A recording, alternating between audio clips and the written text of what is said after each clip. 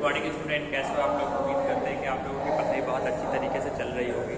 और इससे पहले भी जो लोगों ने पढ़ा है वो कल पढ़े थे स्टार एंड सोलर सिस्टम, जिसको आप सोलर सिस्टम के नाम से भी जान सकते हो। ओके, तो इसमें हम लोग कल पढ़े थे कि सोलर सिस्टम होता क्या है और सोलर सिस्टम कहते हैं कि सन जो होती है और सन की जो फैमिली होती है उसी को हम क्या कहते हैं, सोलर सिस्टम कहते हैं।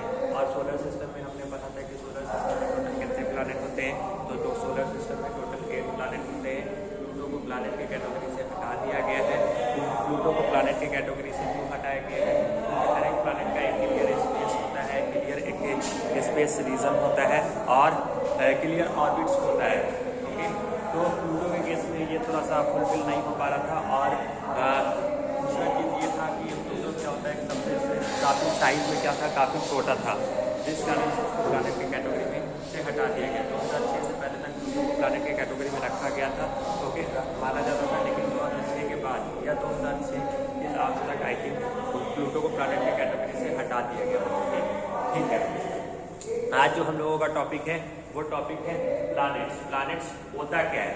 ओके, तो देखिए प्लैनेट्स किसको कहते हैं कि प्लैनेट जो होता है ये एक तरह का सेलेस्टियल बॉडीज और हेवनलीज बॉडीज होते हैं जो कि किसके राउंड मूव करते हैं, जो कि सन के राउंड मूव करते हैं। जितने भी सारे प्लैनेट्स आप देख रहे हैं, ये mercury, Venus, Earth, Mars, Jupiter, Saturn, Uranus और नेपच्यून, ये भी क्या है, एक तरह के प्लैनेट है। ओके, और ये किसके राउंड मूव करते हैं, सब सन के राउंड मूव करते हैं। ये सन के राउंड मूव क्यों करते हैं, क्योंकि इन सारे प्लैनेट में सन का जो ग्रेविटेशनल फोर्स जो होता है वो सारे प्लैनेट के कंपेयर में काफ़ी ज़्यादा होता है, जिस कारण से वो क्या करते हैं, जिस कारण से वो सारे प्लैनेट्स क्या होते हैं, सन के राउंड क्या करते हैं, मूव करते हैं। ओके, जिस कारण से देखिए सन का जो ग्रेविटेशनल फोर्स का जो वैल्यू होता है वो 274 मीटर पर सेकेंड स्क्वायर होता है। ओके, और वहीं अदर प्लैनेट्स का जो ग्रेविटेशनल फोर्स का जो वैल्यू होता है वो 274 से काफ़ी कम होता है, जिस कारण से सन का जो ग्रेविटेशनल फोर्स का इफेक्ट जो है वो अदर प्लैनेट्स पे काफ़ी ज़्यादा होता है, जिस कारण से सारे प्लैनेट्स होते हैं वो सन के राउंड मूव कर पाते हैं। ओके, ये मेन रीज़न है। दूसरा और भी दूसरा हर एक सन का जो मास के कंपेयर में अगर देखा जाए तो अगर हम लोग इसको परसेंटेज के वैल्यू में अगर हम देखेंगे तो 100% में 99.8% सिर्फ सन का ही मास होता है। बाकी 1% या बाकी क्या होता है, अदर प्लैनेट का मास होता है। ओके, तो आप जानते हैं कि ग्रेविटेशनल फोर्स दो चीज़ पर डिपेंड करता है, एक मास पर डिपेंड करता है, दूसरा उसके डिस्टेंस पर डिपेंड करता है। ओके, तो जी किसी भी ऑब्जेक्ट का मास ज़्यादा होगा, डिस्टेंस ज़्यादा होगा। ओके, मास अगर ज़्यादा होगा और डिस्टेंस कम होगा तो वहाँ पर ग्रेविटेशनल फोर्स क्या होगा, ज़्यादा होगा। ओके, लेकिन अगर किसी ऑब्जेक्ट का मास क्या हो, ज़्यादा हो और डिस्टेंस मास से ज़्यादा हो, काफ़ी ज़्यादा हो, ओके, तो उस कंडीशन में ग्रेविटेशनल फोर्स क्या हो जाएगा, कम हो जाएगा। ओके, तो इस तरह से हम कह सकते हैं जैसे सन और नेपच्यून के बीच ग्रेविटेशनल फोर्स इस मरकरी, वेनस और अर्थ के कंपेयर में क्या होगा, थोड़ा सा कम होगा। क्योंकि मरकरी सन से नजदीक के बीच क्या होता है, डिस्टेंस कम है, प्लस इस पर ग्रेविटेशनल फोर्स इफेक्ट क्या होगा, काफ़ी ज़्यादा होगा। ठीक है, अब आते हैं हम लोग प्लैनेट्स। प्लैनेट्स हम पहले बता दिए थे, ये आपका लार्ज सेलेस्टियल एक तरह का हेवनली बॉडी होता है, एक तरह का सेलेस्टियल बॉडी होता है जो कि किसके राउंड मूव करता है, प्लैनेट्स के राउंड, सन के राउंड मूव करता है। ओके, हमारे सोलर सिस्टम में टोटल कितने प्लैनेट्स होते हैं, तो टोटल 8 प्लैनेट्स होते हैं। वो उनका प्लैनेट का नाम क्या है, तो हम बात ये है मरकरी। हमारे सोलर सिस्टम का पहला प्लैनेट, फर्स्ट प्लैनेट का नाम क्या है, मरकरी। सेकेंड प्लैनेट का नाम क्या है, वेनस। थर्ड प्लैनेट का नाम क्या है, अर्थ। फोर्थ प्लैनेट का नाम क्या है, मार्स। फिफ्थ प्लैनेट का नाम क्या है, जुपिटर। सिक्स्थ प्लैनेट का नाम क्या है, सैटर्न। सेवंथ प्लैनेट का नाम क्या है, यूरेनस और नेपच्यून। जो होता है ये 8 प्लैनेट है। हमारे सोलर सिस्टम का सबसे स्मॉलेस्ट प्लैनेट कौन सा है, तो मरकरी है। और सबसे बिगेस्ट प्लैनेट कौन सा है, जुपिटर है। और सबसे कोल्डेस्ट प्लैनेट कौन सा है, यूरेनस है। ओके, ये चीज़ हम लोग पढ़ लिए। तो यही सारी चीज़ हम बता रहे हैं इधर। 8 major planet in the planet including the earth of the solar system. Solar system में 1 प्लैनेट है, मरकरी है, वेनस है, अर्थ है, मार्स है, जुपिटर है, सैटर्न है, यूरेनस और नेपच्यून है। देखिए जुपिटर जो है, Jupiter is the biggest planet of the solar system. हमारे सोलर सिस्टम में से अगर आप कि हमारे सोलर सिस्टम का सबसे बड़ा प्लैनेट कौन सा है, तो हमारे सोलर सिस्टम का सबसे बड़ा प्लैनेट क्या है, जुपिटर है। ओके, जुपिटर क्यों है, जुपिटर का रेडियस बड़ा है। ओके, रेडियस बड़ा होने की वजह से भी कोई प्लैनेट बड़ा हो सकता है। ओके, उसका डायमीटर भी बड़ा है, ओके, रेडियस। दूसरा चीज ये देखिए कि Neptune is the farthest planet of the solar system. Neptune जो है ये हमारे सोलर सिस्टम का सबसे फार्देस्ट प्लैनेट है, मतलब दूर है। डिस्टेंस में अगर देखिएगा तो सन से नेपच्यून जो क्या है काफी दूर है। ओके, तो इसीलिए हमने लिखा है कि Neptune is the farthest planet of the solar system. Neptune जो है ये हमारे सोलर सिस्टम का सबसे दूर वाला प्लैनेट है। सबसे दूर में सबसे कौन सा है, सबसे दूर या सबसे आखिरी वाला जो प्लैनेट है वो कौन सा है, नेपच्यून ही है। ओके, आज आप बोल सकते हैं कि हमारे सोलर सिस्टम का 8 प्लैनेट कौन सा है, तो 8 प्लैनेट ऑब्वियसली नेपच्यून है। 3 4 5 6 7 8। ओके, अब आप देखिए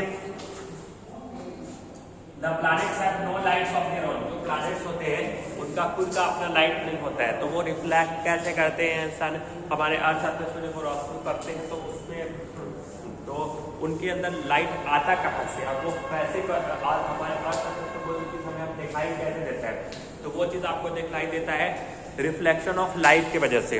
ओके, रिफ्लेक्शन ऑफ लाइट क्या होता है, तो आप जानते हैं कि जब कोई लाइट किसी सरफेस से टकराती है या किसी मटेरियल से टकराती है, तो टकराने के बाद वो अपना डायरेक्शन चेंज कर देती है। ओके, और डायरेक्शन चेंज करने के बाद डायरेक्शन चेंज करने के बाद जो हमारे आंखों पर पड़ती है तब जाके वो चीज़ हमें दिखाई देता है। या आप सीधा सीधी बोल सकते हो the bouncing back of light रे that is called reflection of light. Okay, कि जो लाइट जब कोई लाइट किसी मटेरियल्स पर इंसिडेंट होती है, वहां से रिफ्लेक्ट होकर हमारे आंखों पर आती है, तब जाके वो चीज़ हमें दिखाई देता है। मतलब कोई भी चीज़ आपको रिफ्लेक्शन ऑफ लाइट की वजह से ही दिखाई देता है।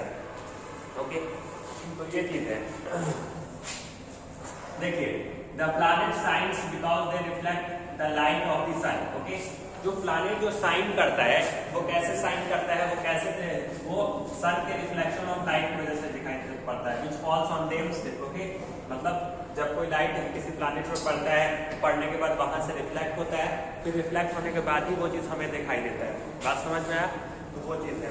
फिर ये देखिए इसमें क्या कर रहा है कि Mercury, Venus, Earth, Mars, inner planet of और rocky planet of the solar system. जो आपका मरकरी हो गया, वेनस हो गया, अर्थ हो गया, मार्स हो गया, ये आपके सोलर सिस्टम का इनर प्लैनेट है, या इसको आप Rocky planet of the solar system कह सकते हो। ये हमारे सोलर सिस्टम का रॉकी प्लैनेट है। ओके, अब देखिए mercury is the smallest and nearest planet of the solar system. हमारे सोलर सिस्टम का सबसे नजदीक और सबसे स्मॉलेस्ट प्लैनेट कौन सा होता है, देखिए मरकरी फर्स्ट प्लैनेट हमारा कौन सा है, मरकरी ही है। तो जो मरकरी जो होता है वो हमारे सोलर सिस्टम का कैसा प्लैनेट है, वो सबसे छोटा प्लैनेट है और हमारे सोलर सिस्टम का सबसे पहला प्लैनेट है। ओके, वही हम लिखे mercury is the smallest planet of the solar system, या बोल सकते हो mercury is the first planet of the solar system and it is also smallest planet of the solar system. Okay, ये solar system का क्या है, सबसे छोटा प्लैनेट भी है। अगर आपसे कोई पूछेगा कि हमारे सोलर सिस्टम का ऐसा कौन सा ऐसा प्लैनेट है जिसके पास अपना कोई नेचुरल सैटेलाइट नहीं होता है, तो वो आप क्या बताओगे कि मरकरी और वेनस एक तरह का ऐसा सैटेलाइट्स है। ओके, ऐसा प्लैनेट है, मरकरी और वेनस एक तरह का ऐसा प्लैनेट है जिसके पास अपना खुद का एक नेचुरल सैटेलाइट नहीं होता है। तो यहाँ पर देखिए मरकरी, तो आप अभी तो हम मरकरी के बारे में पढ़ा रहे हैं, तो मरकरी के पास भी अपना नेचुरल सैटेलाइट नहीं है। जब आप वेनस पढ़िएगा तो वेनस के पास भी अपना एक कोई नेचुरल सैटेलाइट नहीं है। तो यहाँ पर अभी आप बोल सकते हैं कि Mercury has no natural satellite, Mercury has no satellite, इसीलिए हमने यहाँ पर लिखा कि Mercury has no satellite, Mercury के पास कोई सैटेलाइट्स नहीं होता है। ओके, देखिए दूसरा ये देखिए only slightly larger than the earth moon. मतलब मरकरी का जो साइज जो होता है वो अर्थ का जो मून जो है, अर्थ का जो नेचुरल सैटेलाइट है, उस नेचुरल सैटेलाइट से क्या होता है, उससे थोड़ा सा क्या होता है, ज्यादा होता है मरकरी के प्लैनेट का साइज। ओके, अर्थ का जो मून जो होता है उसके मून के साइज से क्या होता है, मरकरी का साइज स्लाइटली लार्जर का मतलब थोड़ा सा ज्यादा होता है। ओके, ये चीज ध्यान रखना। फिर देखिए हमने क्या बताया है, mercury has thin atmosphere, mercury के पास जो होता है वो काफी पतला एटमॉस्फेयर होता है, और एक्सोस्फेयर, जो एक्सोस्फेयर जैसे उसके भी लेयर है, तो उसके एक्सोस्फेयर का जो लेयर जो होता है वो काफी पतला होता है। इस compose mostly of oxygen and sodium, okay, जिसमें आपको ज्यादातर क्या देखने को मिलते हैं, ऑक्सीजन और सोडियम, लेकिन ये कम मात्रा में होता है, काफी थिन एटमॉस्फेयर है, थिन का मतलब पतला एटमॉस्फेयर है, ओके, ये चीज है। फिर देखिए planet Mercury has no rocky surface, planet Mercury has a rocky surface, sorry Mercury जो होता है ये एक तरह का रॉकी सरफेस, और हम पहले ही बता दिए कि अगर आपसे कोई पूछेगा कि इनर प्लैनेट कौन सा है, तो ये प्लैनेट आपका क्या कहलाता है, इनर प्लैनेट। इस प्लैनेट को आप क्या कहोगे, inner planets, okay, inner planets है। तो what is the name of inner planets, Mercury, Venus, Earth, Mars, और इसी को ही हम क्या कहते हैं, इसी को ही हम रॉकी प्लैनेट भी बोलते हैं।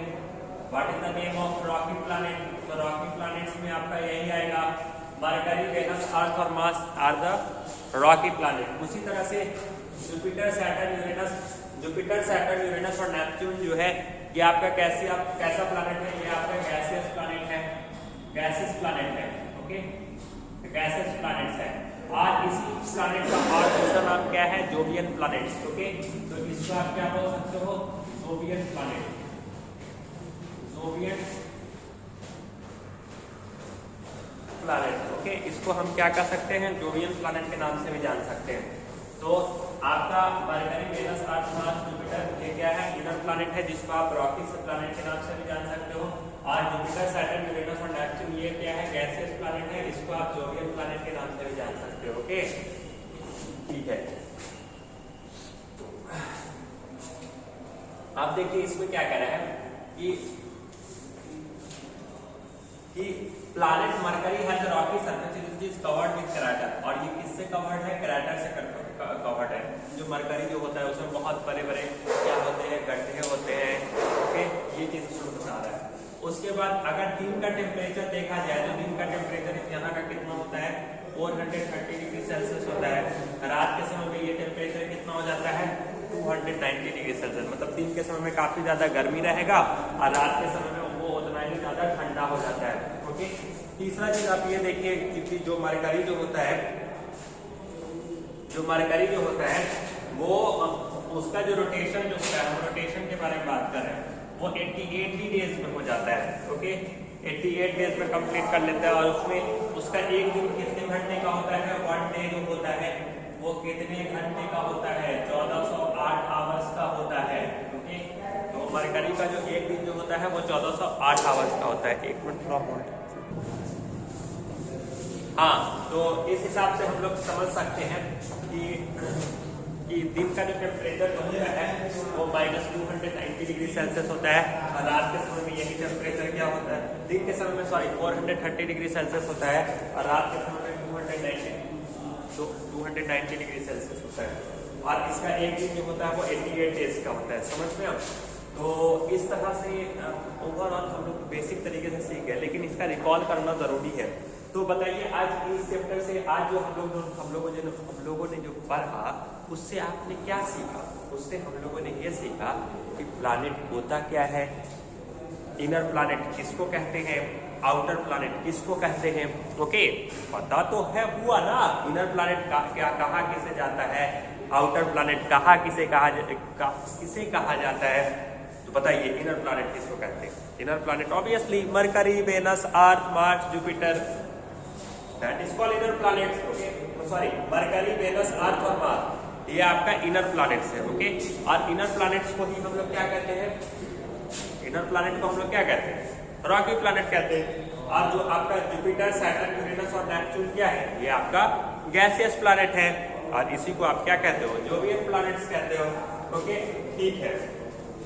चलिए आप जल्दी जल्दी रिकॉल करते हैं, प्लैनेट्स होता क्या है। तो प्लैनेट्स एक तरह का सेलेस्टियल और हेवनली बॉडीज होता है जो किसके राउंड मूव करता है, जो सन के राउंड मूव करता है। सन के पास से क्या होता है, सबसे ज्यादा ग्रेविटेशनल फोर्स होता है, उसके ग्रेविटेशनल फोर्स का वैल्यू क्या होता है 274 मीटर पर 274 मीटर पर सेकेंड स्क्वायर होता है। ओके, सन का ग्रेविटेशनल फोर्स ज्यादा होने के कारण जितने भी सारे प्लैनेट्स हैं वो सारे प्लैनेट्स सन के अराउंड मूव करते हैं।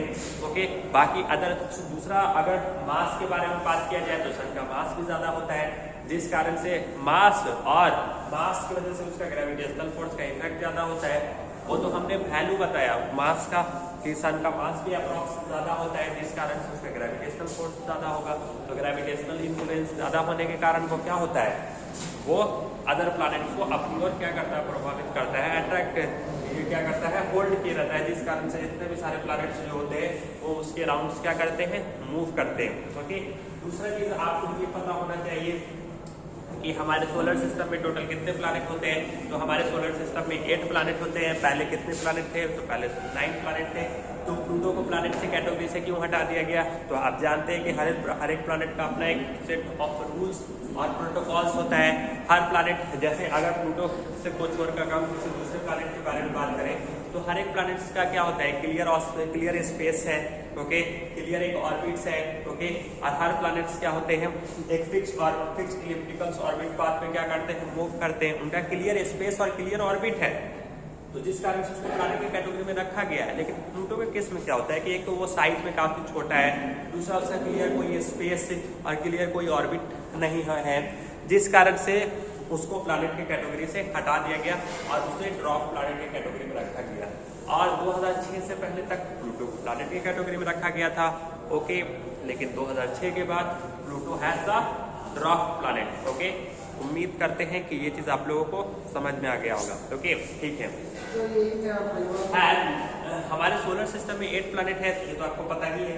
अब देखिए, अब आपसे पूछेगा ठीक है, हमारे पूरे सोलर सिस्टम में सबसे छोटा प्लैनेट और फर्स्ट प्लैनेट कौन है। तो हमारे सोलर सिस्टम में सबसे छोटा प्लैनेट कौन सा है, Mercury. Mercury is the smallest planet and first planet in our solar system. Okay, उसके बाद ऐसा कौन सा ऐसा प्लैनेट है जिसके पास अपना नेचुरल सैटेलाइट नहीं है। अभी जस्ट हम लोगों ने पढ़ा, अरे मरकरी है, यस मरकरी है। Okay, Mercury is the first planet of the solar system which have no natural satellites. Okay, जिसका अपना खुद का कोई नेचुरल सैटेलाइट नहीं होता है। क्या सर मरकरी ही क्या सर सिर्फ मरकरी है, नहीं, मरकरी के अलावा वेनस भी है। ओके, तो मरकरी और Venus are also planets which have no natural satellite. उनका खुद का अपना नेचुरल सैटेलाइट्स नहीं होता है, समझ में?